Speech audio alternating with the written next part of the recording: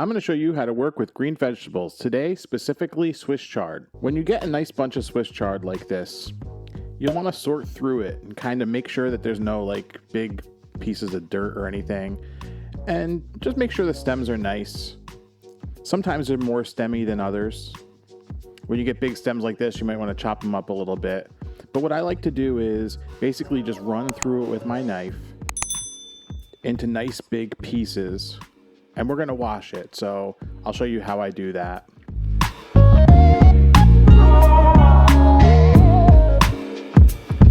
And you get nice leaves, and if you need to, you can chop up the stems.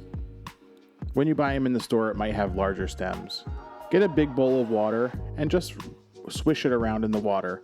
The dirt will all fall off. You don't want those little bits of dirt in there. And just keep doing that. And after a while, change the water, add new water, and repeat. 3 times, at least. I like to use a salad spinner to get rid of all the water. You could use paper towel. It's kind of a waste. And what you do is put it in your salad spinner, as much as the spinner can take. You might have to do this in batches.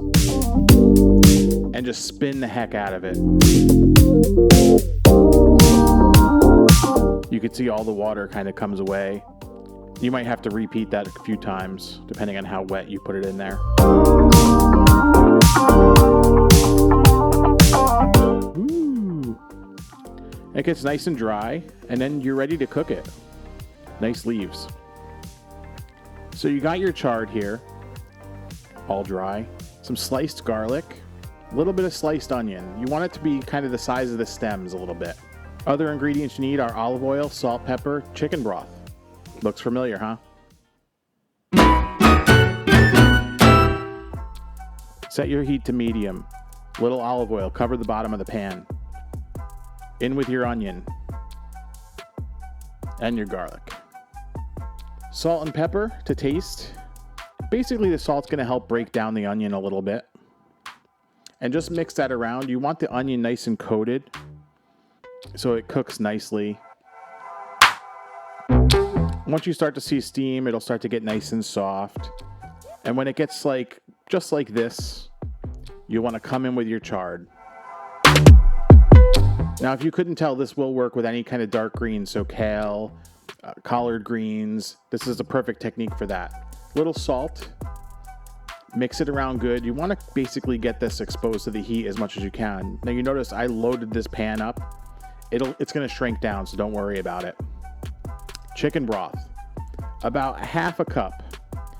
Chard is one of those vegetables that actually has a lot of water in it, so you want to not add too much water.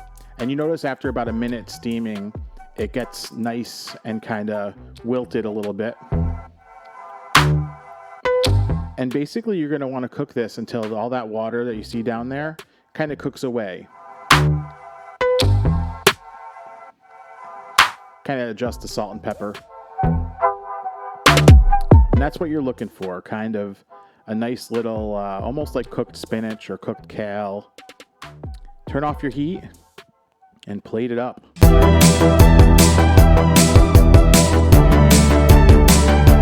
Look at that. Bruh. You see what I mean about the extra liquid with chard? And you got to taste it. It's delicious, I'm telling you.